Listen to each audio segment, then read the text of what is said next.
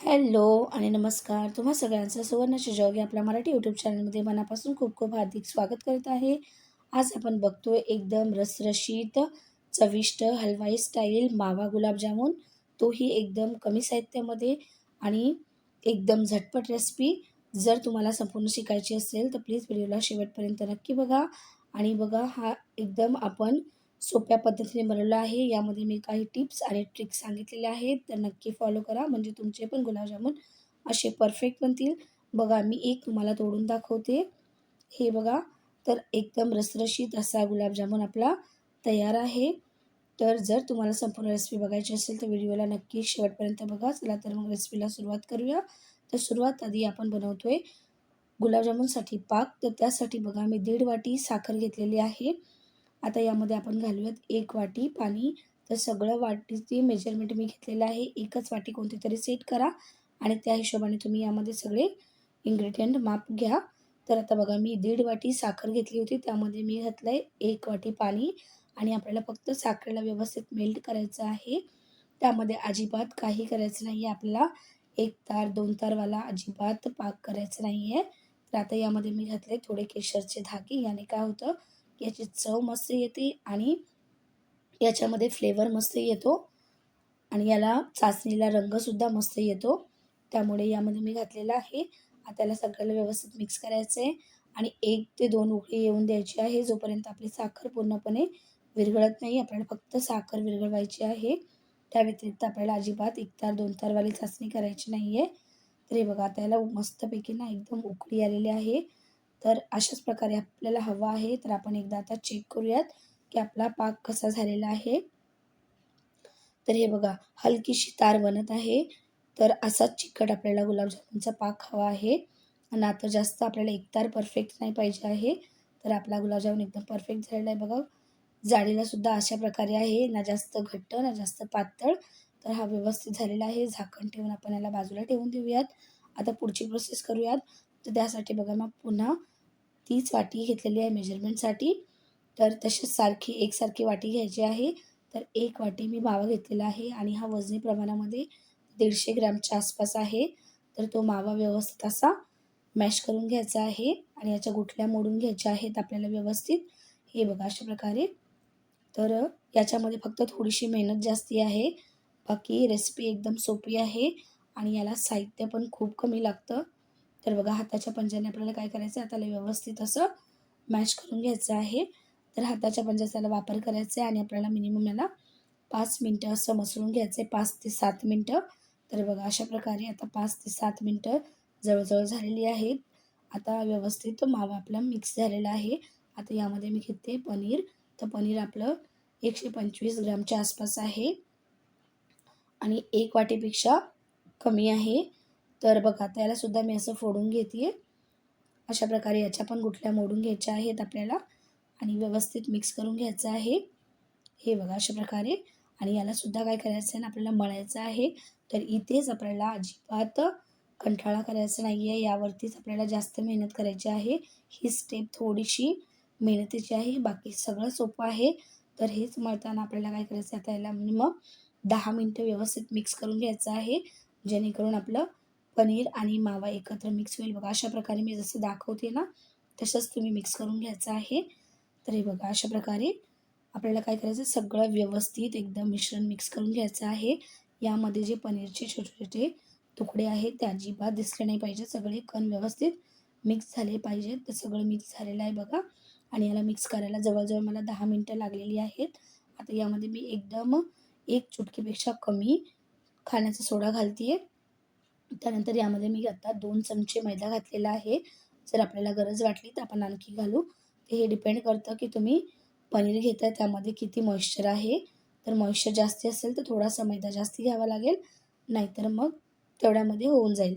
तर बघा आता असं व्यवस्थित मिक्स करून घ्यायचं आहे. तर माझं तेवढं 2 चमचा मैद्यामध्ये झालेलं आहे. तर आता मी बघा याला व्यवस्थित कट करून घेते. तर आता यामध्ये काय करायचं, आपल्याला 2 पार्ट बनवायचे आहेत. एक लहानवाला, एक मोठावाला. आणि मोठ्यावाल्या पार्ट्सचे आपल्याला काय करायचे, असे छोटे-छोटे गोळे बनवून घ्यायचे आहेत.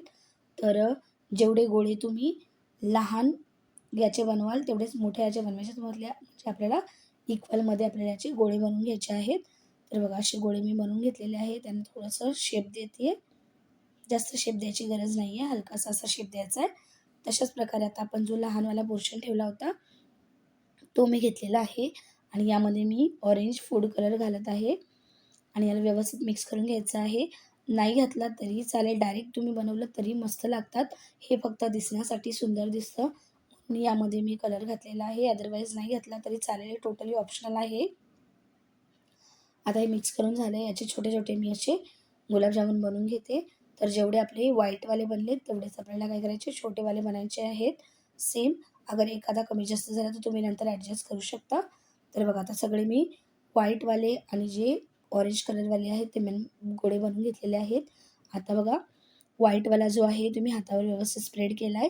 त्यामध्ये ऑरेंजवाला ठेवला आहे आणि व्हाईटवाल्याने याला व्यवस्थित कव्हर करून घ्यायचं आहे अशा प्रकारे. तर व्हाईटवाला आपला एकदम आतमध्ये फर्स्ट लेयर होईल, त्याच्यावरती दुसरी कोटिंग येणार व्हाईटवाल्याची. ऑरेंजवाल्याची कोटिंग झालेली आहे मस्त आणि एकदम कवर झाला आहे बघा व्हाईट गुलाबजामुनच्या बॅटरमध्ये, मिश्रणामध्ये. तशाच प्रकारे मी दुसरा पण करते. ऑरेंजवाला घ्यायचा आहे, त्यावरती व्हाईटवाल्याचं मस्त एकदम आवरण करून घ्यायचं आहे. हे बघा अशा प्रकारे आणि असेच सगळे आपल्याला बनवून घ्यायचे आहेत. आणि जर तुम्हाला गरज वाटली तर हलक्या हाताने असं तूप लावून घ्या, जसं मी लावलेलं आहे. आणि आपल्याला अजिबात क्रॅक न आणता याला बनवायचं आहे. आणि याचा जेव्हा आटा बनवतो तो सॉफ्ट बनवायचा आहे, जास्त हार्ड आटा आपल्याला मळायचा नाही आहे. गुलाबजामुन आपले बनवून झालेले आहेत. आता आपण यांना फ्राय करूयात. तर फ्राय करण्यासाठी सुद्धा एक टिप्स आहे, की जेव्हा तुम्ही तेल गरम करता याचं टेम्परेचरसुद्धा परफेक्ट पाहिजे. एकदम थंड असेल तर मग ते विरघळले जातील आणि एकदम गरम असेल तर आतून भाजले जातील नाही, कच्चेच राहतील आणि बाहेरून मात्र काळे होतील. त्यामुळे तेल व्यवस्थित गरम करायचं, त्यानंतर फ्लेम थोडासा कमी करायचा आणि मग यामध्ये गुलाबजामुन सोडायचे. त्याने काय होईल, तेल गरम असेल तर बाहेरचं आवरण घट्ट होऊन जाईल आणि आतलंसुद्धा व्यवस्थित शिजेल. तर आता बघा मी मीडियम फ्लेमवरती यांना फ्राय करून घेते. सगळे मी यामध्ये कढईमध्ये घालून घेते. तर तेल मी व्यवस्थित गरम केलं आहे आणि आता फ्लेम एकदम मीडियममध्ये ठेवलेला आहे. तर अशाच प्रकारे आपल्याला काय करायचं आहे, अजिबात त्यांना काही करायचं नाही आहे. हलक्या हाताने जेव्हा ते फुगून वर येतील तर तेव्हाच आमच्याच्या सहाय्याने अशी आलटीपलटी करून दोन्ही बाजूंनी फ्राय करून घ्यायचं आहे आणि फ्लेम एकदम मीडियम ठेवायचा आहे. अजिबात त्याला हाय करायचं नाही, नाहीतर मग हे करपून जातील आणि कडवटपणा येतो आणि यांचं मग चव बिघडते. तर असंच याला फ्राय करायला आपल्याला 1 मिनिटभर लागतो. तर बघा 1 मिनिटामध्येच ना आपले गुलाबजामुन एकदम मस्त कलर घ्यायला लागलेले आहेत आणि यांचा कलर बघा किती सुंदर आलेला आहे. तर असेच आपल्याला कालेवाले जे गुलाबजामुन असतात ते बनवायचे आहेत. तर गुलाबजामुन आपली परफेक्टली फ्राय करून झालेले आहेत. त्यांना मी काढून घेते आणि एक्स्ट्रा तेल काढून घेते. अशाच प्रकारे बाकीचे उरलेले सुद्धा आपल्याला फ्राय करून घ्यायचे आहेत.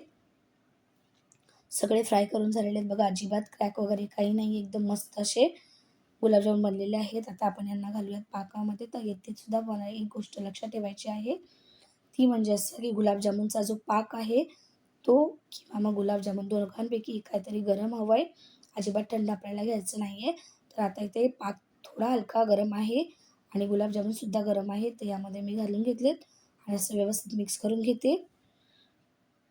हे बघा पाक गरम असला म्हणजे काय होतं, की गुलाबजामुनमध्ये ऑब्झर्व होऊन जातो. एकदम थंड पाक घेतला तर गुलाबजामुन आतमध्ये पाक सुकून घेत नाहीत आणि कच्चंच लागतं. आता यावरती झाकण ठेवूयात आपण आणि याला तासभर बाजूला ठेवून देऊयात. म्हणजे काय होईल, गुलाबजामुन व्यवस्थित रस पितील. तर बघा 1 तास झालेला आहे. 1 तासाच्या नंतर बघूयात. हे बघा गुलाबजामुन आपले किती मस्त असे झालेले आहेत, एकदम रसरशीत. तर यांना प्लेटमध्ये काढून घेऊयात. हे बघा एकदम मस्त चविष्ट खोयाचे गुलाबजामुन, मावाचे गुलाबजामुन आपण घरच्या घरीच तयार केलेले आहेत आणि हा मी विकतचा मावा वापरलेला आहे. तुम्ही घरी पण तयार करू शकता. तर हे बघा गुलाबजामुन मस्त असे आपले तयार झालेले आहेत. एक मी तुम्हाला तोडून दाखवते. बघा याचा रंग, याचं जे टेक्स्चर आलेलं आहे आणि दिसायला किती सुंदर दिसतोय. तर अशाच प्रकारे तुम्ही सुद्धा बनवू शकता. तर जर तुम्हाला संपूर्ण रेसिपी आवडली असेल तर प्लीज व्हिडिओला लाईक करा, शेअर करा, कमेंट करा, सबस्क्राईब करा. अशाच सोप्या रेसिपी बघण्यासाठी आणि वेळात वेळ काढून व्हिडिओ बघितल्याबद्दल तुमचे मनापासून खूप खूप धन्यवाद. आणि ही रेसिपी तुम्हाला कशी वाटली नक्कीच मला कमेंट करून सांगा. चला तर मग भेटूयात एका नवीन रेसिपीमध्ये. तोपर्यंत काळजी घ्या. अशाच नवीन रेसिपी बघत राहा. तोपर्यंत बाय बाय.